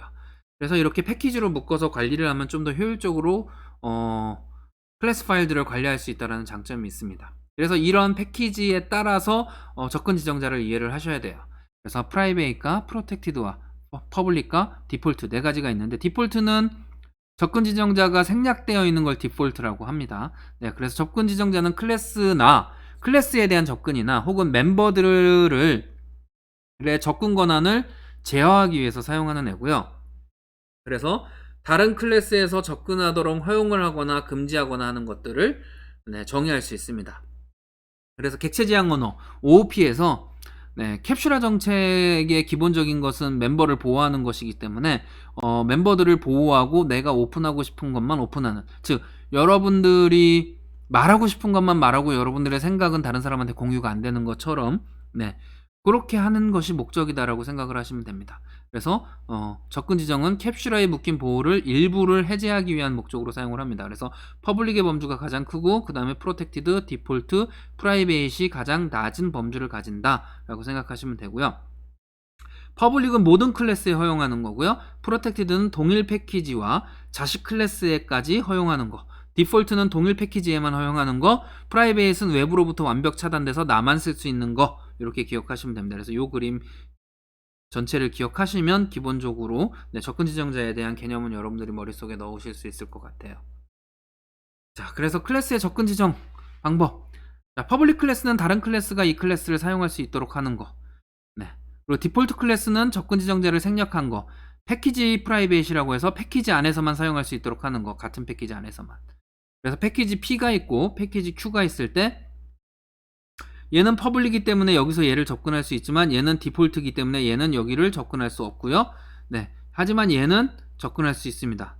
얘도 얘를 접근할 수 있고 얘도 얘를 접근할 수 있고, 이런 식으로 되어 있는 게 정의할 수 있습니다. 그래서 퍼블릭과 디폴트의 차이를 여러분들이 확인하실 수 있습니다.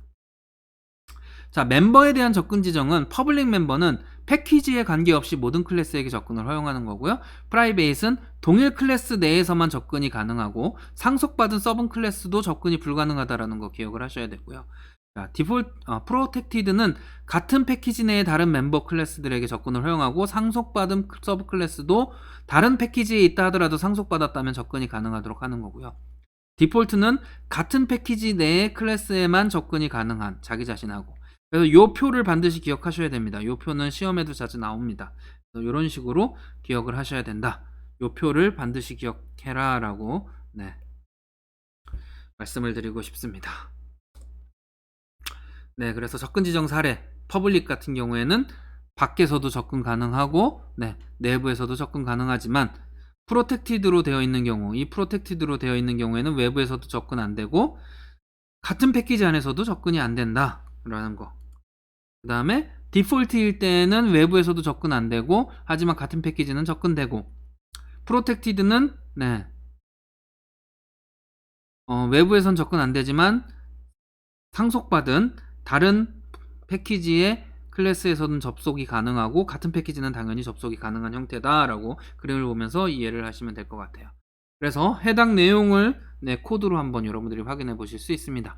그래서 샘플과 XSEX 클래스를 동일한 패키지에 저장을 하고 이런 코드를 만들어 보시면 퍼블릭으로 정의된 int a, 프라이빗으로 정의된 int b, 그리고 디폴트 int c 있을 때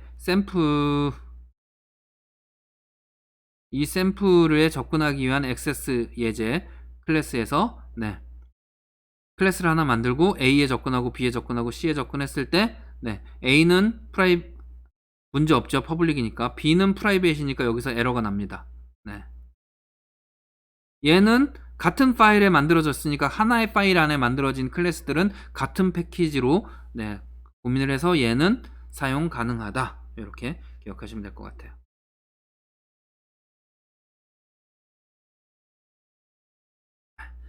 이제 스태틱 멤버에 대해서 살펴보도록 하겠습니다. 이 그림 아마 C++에서 동일하게 보셨을 텐데요. 여러분들마다 다 눈이 있어요. 그죠? 이런 것들은 여러분들 소유잖아요. 명확하게.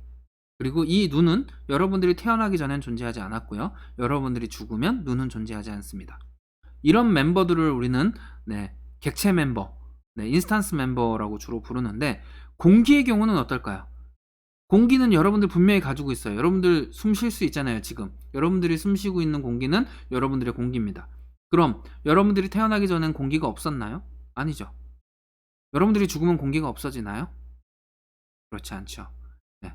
이렇게 내가 소유하고 있지만 다른 객체들과 공유하고 있는 이런 것들은 스태틱으로 정의를 해서 공유해서 사용하도록 만들어집니다. 우리는 그런 걸 클래스 멤버 혹은 스태틱 멤버라고 부르고, 네, 객체의 멤버들, 인스턴스 멤버들은 네, 다이내믹 멤버라고 주로 부릅니다. 그래서 이런 개념으로 접근을 하시면 돼요.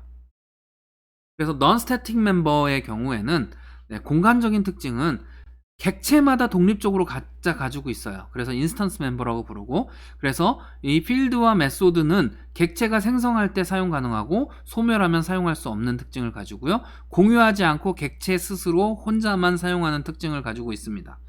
하지만 스태틱 멤버는 객체마다 생기는 것이 아니라 클래스당 딱 하나만 생성이 돼요.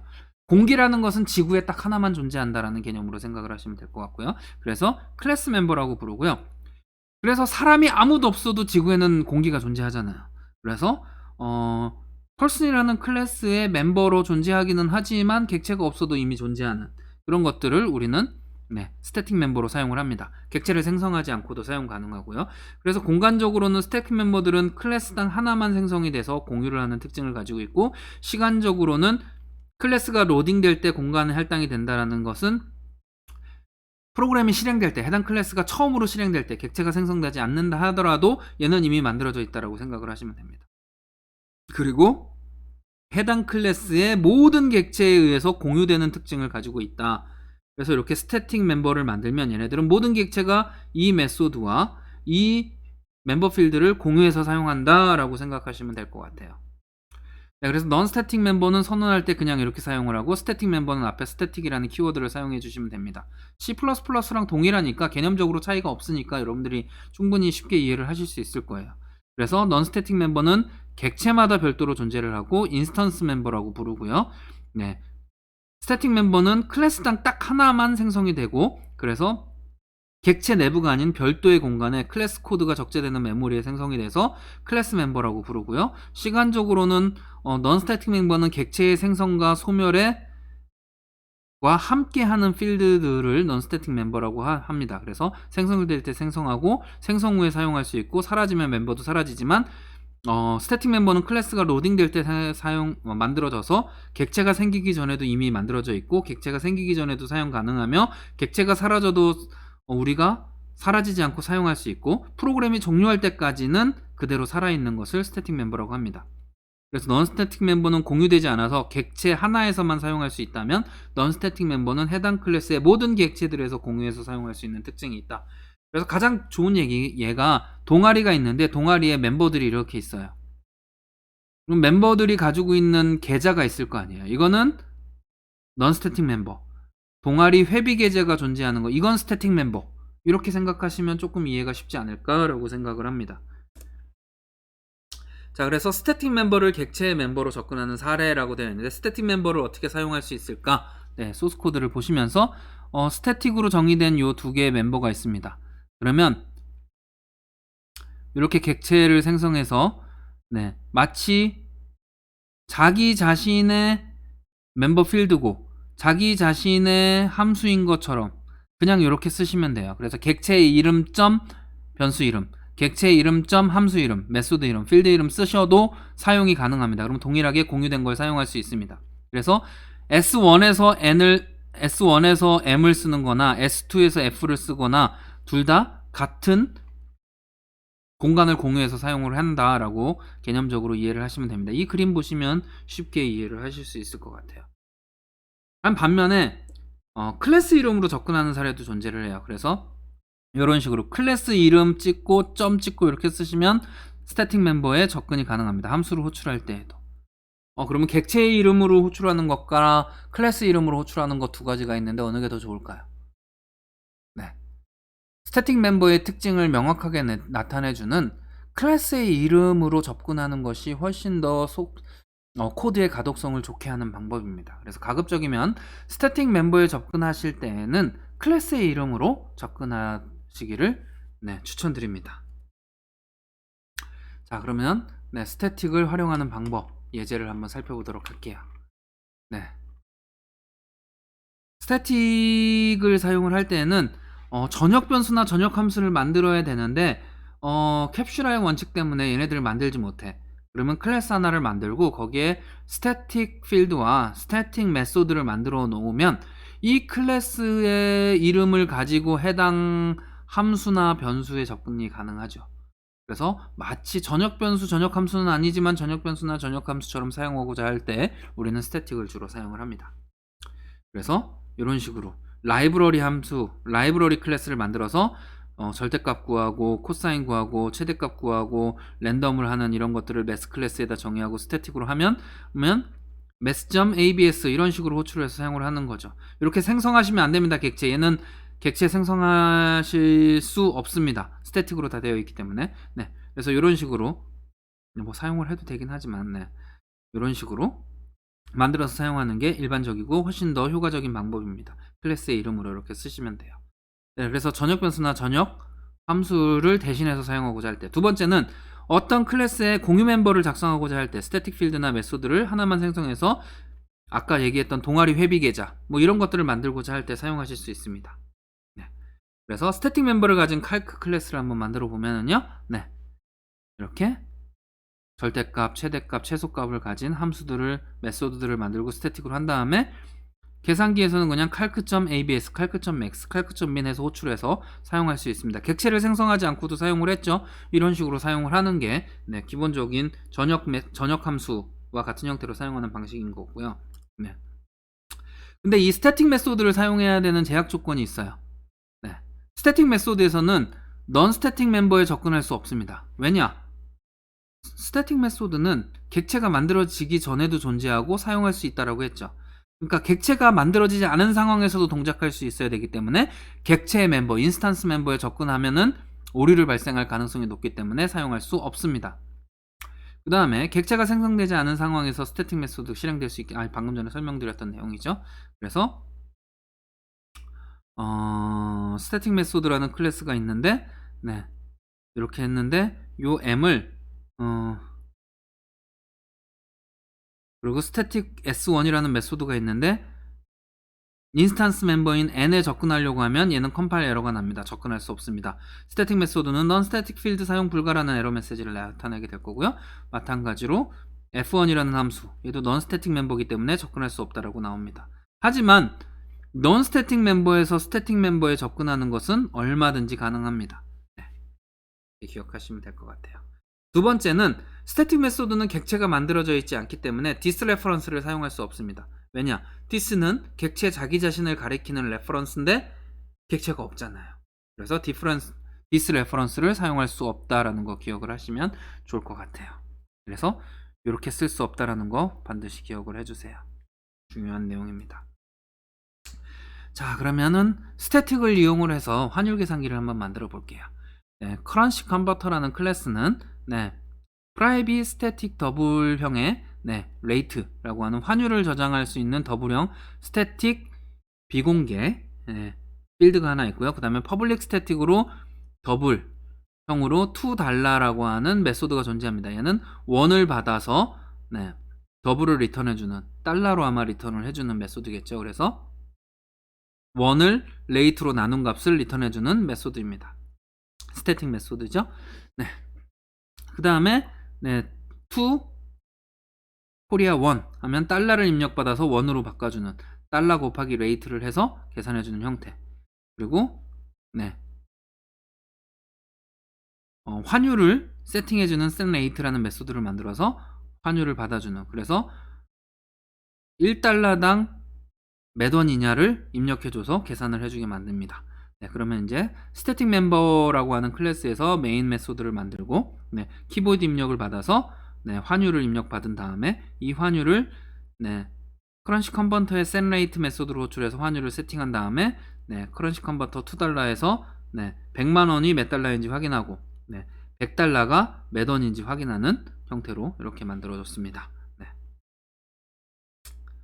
네, 이제 마지막으로 파이널 클래스와 네, 파이널 메소드에 대한 겁니다. 파이널, 여러분들 게임하실 때 파이널 라운드 뭐 이런 말 많이 드셨죠. 마지막, 끝판 뭐 이런 뜻으로 사용을 하죠. 그래서 파이널 클래스는 나 이게 마지막이야, 나 더 이상 상속받지 마 라는 뜻이고요.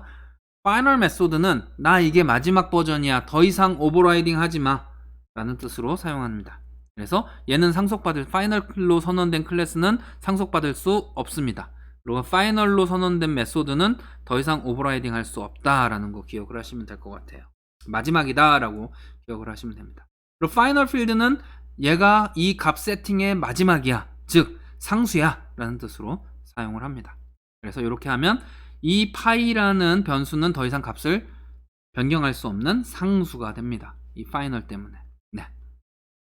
그래서 파이널을 이용을 하면 파이널을 사용하는 경우에는 반드시 초기 값을 정해야 돼요. 지금 이 값이 마지막이야 라고 했는데 값이 저장이 안 돼 있으면 당연히 마지막일 수가 없죠. 그래서 반드시 값을 초기화 해줘야 된다는 거 기억을 해주셔야 되고요. 그래서 이 파이널 상수에 값을 집어넣으려고 하면 상수의 값을 변경할 수 없다라고 이렇게 에러 메시지가 난다는 거 기억을 하시면 되겠습니다. 오늘 수업은 여기까지입니다. 긴 시간 수고하셨습니다. 감사합니다.